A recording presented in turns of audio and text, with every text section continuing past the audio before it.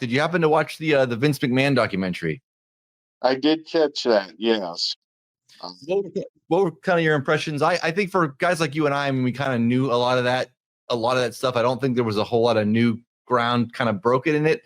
Although the way they set it up with some of the stuff, I was checked out on a lot of wrestling. I wasn't watching during a lot of that stuff that they showed with him and the women in the ring and the stuff that he was doing, because they would just clip it when he was like screaming at some girl in the ring or having some, alleged affair or whatever with them, Vince McMahon, the character. I had checked out kind of at that point. So I mean, seeing some of that stuff was new to me. I was like, oh man, yeah, this was in really, really poor taste. But yeah, what were your kind of takeaways from the doc? Yeah, that was the thing. There wasn't a lot of, I would say, new stuff, but it just dredged up a lot of stuff I think I had forced myself to forget or wanted to forget. The whole Attitude Era that people speak so fondly of. When you look at it as a whole, it's not very. It doesn't reflect very well on anybody, I don't think. The guys in the ring, the people that were in the audience, the people writing it, it just dredged up a really lot of just, made me feel kind of grimy even revisiting it. He's like, my God, was it that bad?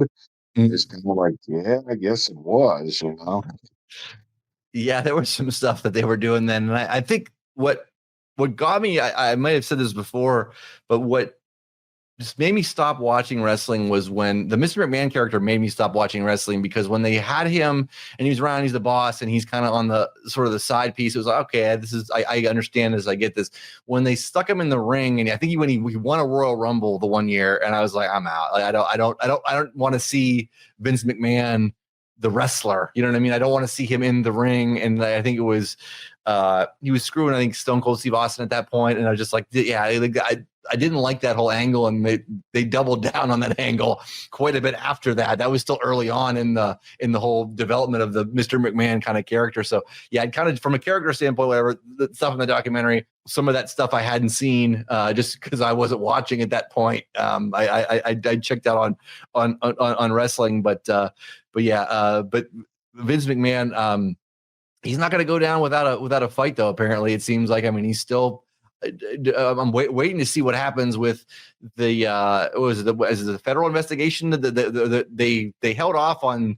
There was a delay in all this, I think, right? Because were the feds looking into McMahon? Was that what the holdup? And Janelle Grant's lawsuit basically is on pause while the feds investigate. Is that right? Yes, I think there's something going on. Who knows? I think anything's possible, and even some of his stuff in the documentary made you raise an eyebrow as far as that's not something in normal. When he was talking about the lawsuit from the female referee, and he was like, well, that's not. And at the end, he just randomly throws in, plus statute of limitations is up. It was just a weird thing to say. It's like, that's not something a normal person that's, presumably innocent would think about as a statute of limitations, and or happen to know that off the top of their head.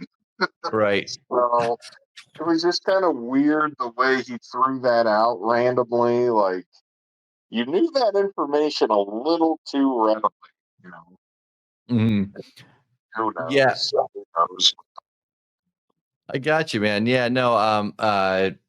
Yeah, we'll see what comes out of these the whole court cases. If like I said, if anything, or Vince McMahon might skirt it again too. You know what I mean? It's not like he doesn't still have money. And I think just recently he was trying to start some kind of another sort of entertainment company. I don't know who would touch that with a 10-foot pole with Vince McMahon involved at this point, but he's got enough money to make some stuff happen. But I think, yeah, I think it'll be interesting to see if anything comes out of the lawsuits, just because of the fact that it seems like he's always been the target of all these lawsuits over the years, and nothing's ever really concrete kind of come of it. You know what I mean? Like, he's always just like Teflon, bounced back, or people have either chosen to just sort of either ignore it, or it was just this one. I don't see him totally getting out of this one. It's not like I don't see him coming back to wrestling or anything like that. But as far as him going to jail, I don't know about him going to jail or doing anything like that with the amount of money and stuff that he has. I could still see him paying this off somehow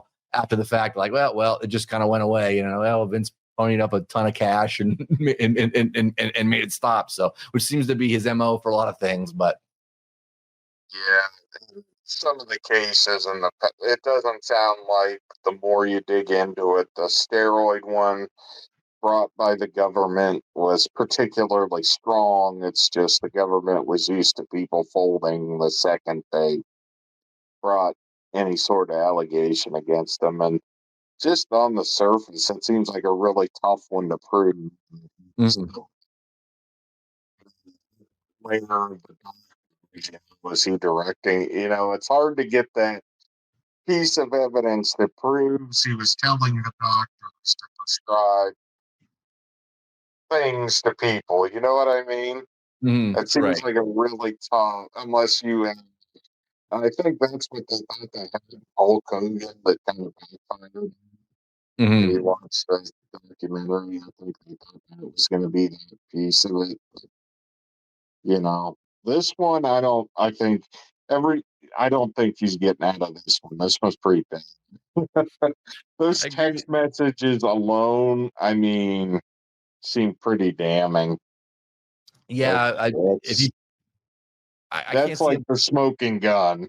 You're kind of like, well, Yeah, I mean, again, unless he throws an exorbitant amount of money at this, to make it kind of go away, I can't really see him sort of pulling a Houdini and coming out of this scot-free. And, it might cost him a whole bunch of money, and it might go away, but hopefully he stays away. I mean, I don't want him anywhere near wrestling, and I hope, hopefully he doesn't manage to try to weasel his way back into WWE in any kind of capacity. I mean, they pretty much were like, yeah, you can't be anywhere near this with us going to Netflix and all those, and that sort of thing. But